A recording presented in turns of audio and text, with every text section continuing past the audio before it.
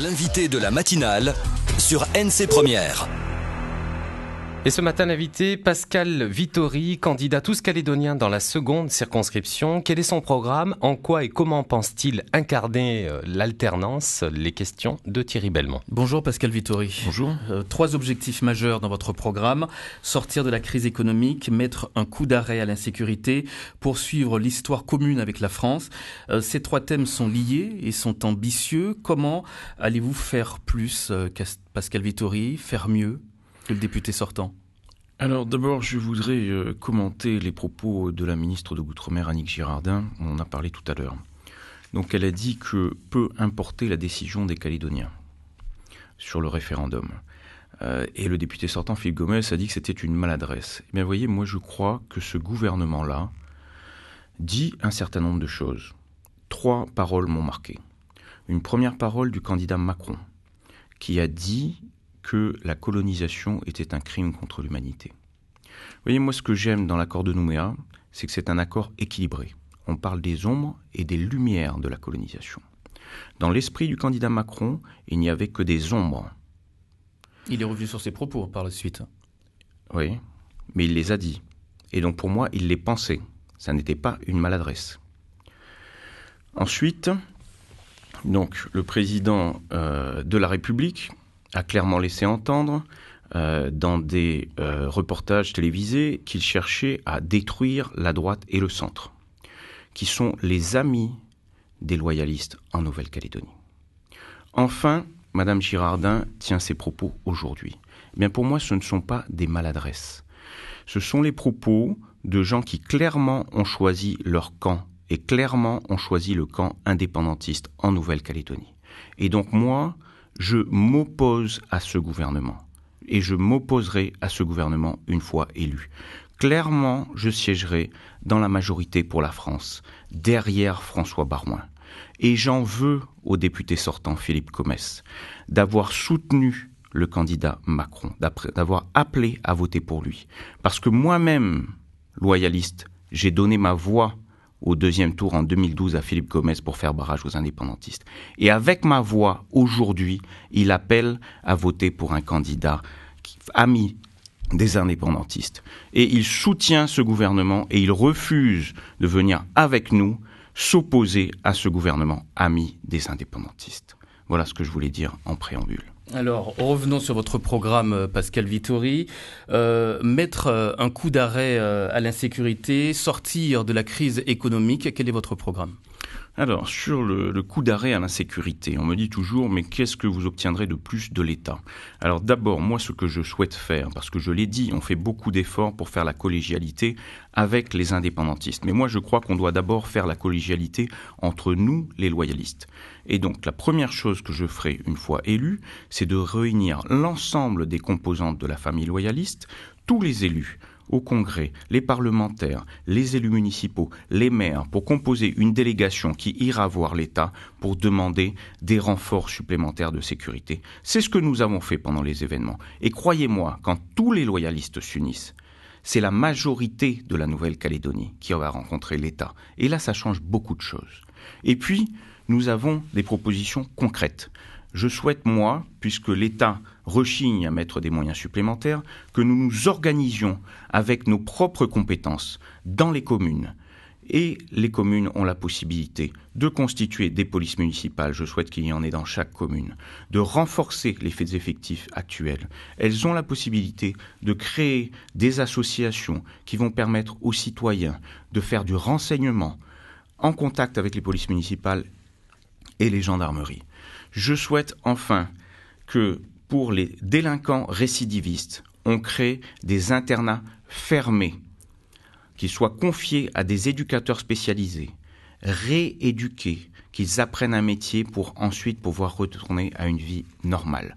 Je souhaite qu'on constitue en Nouvelle-Calédonie, ce qui existe en métropole et qui n'existe pas encore aujourd'hui, des réserves de sécurité communale, sécurité civile communale, qui permettent d'engager des jeunes dans les forces de police municipale et dans les forces de sécurité civile que sont les pompiers, pour qu'ils bénéficient dans ces structures d'une éducation de type militaire qu'ils apprennent à servir la population et qu'enfin ils voient les dégâts que la délinquance cause au quotidien, la délinquance routière, les bagarres dans les familles dues à l'alcoolisme, etc., etc. Et je pense que ça, c'est de nature à changer leur mentalité. Et comment allez-vous trouver le financement pour faire tout ça ?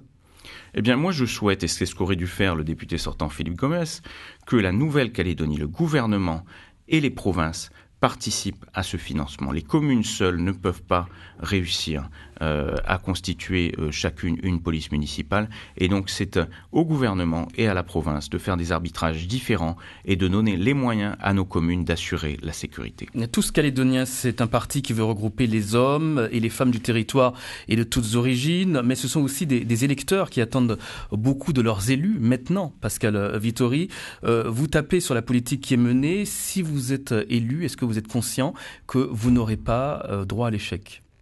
Ah, mais j'en suis tout à fait conscient. Et vous voyez, en matière économique, par exemple, dans la 2e circonscription, je suis le seul à parler d'économie. Et je sais de quoi je parle, parce que j'ai été membre du gouvernement en charge du budget pendant la grande crise de 2008. Vous savez, la crise de subprimes, pendant laquelle les banques fermaient aux États-Unis et partout dans le monde.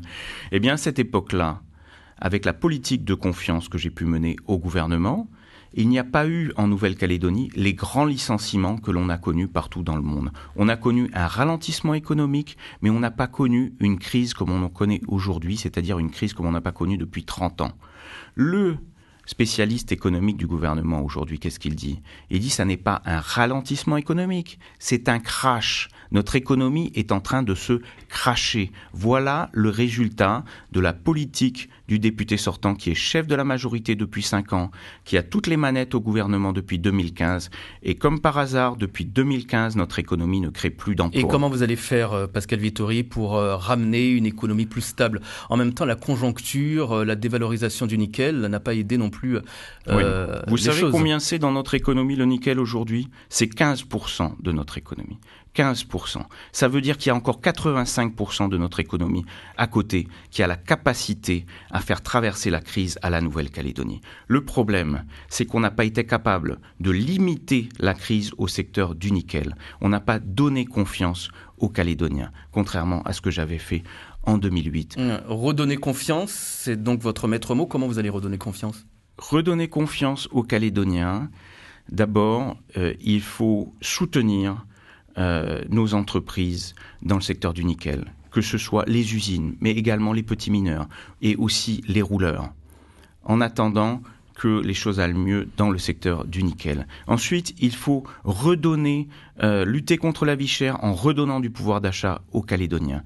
Pour ça, il faut laisser les entreprises gagner de l'argent. Simplement, il faut leur faire passer des contrats de performance qui vont faire que l'argent qu'elles vont gagner, elles vont le redistribuer majoritairement aux salariés qui eux-mêmes vont continuer à consommer et continuer à investir pour relancer notre économie. Enfin, nous avons des secteurs dans lesquels nous pouvons développer notre économie.